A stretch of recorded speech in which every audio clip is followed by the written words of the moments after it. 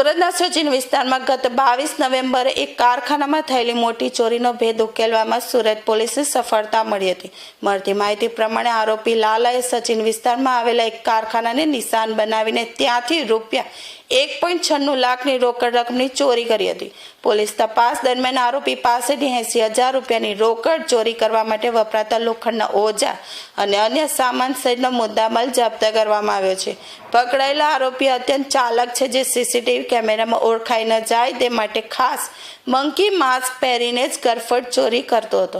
પોલીસની પૂછપરછમાં સામે આવ્યું છે કે લાલુ ઉર્ફે નેલુ કોઈ સામાન્ય ચોર નથી, પરંતુ એક રીઢો ગુનેગાર છે। તેની વિરુદ્ધ સુરત અલગ અલગ પોલીસ સ્ટેશનોમાં 30થી વધુ ગરફડ ચોરીના ગુનાઓ નોંધાયેલા છે।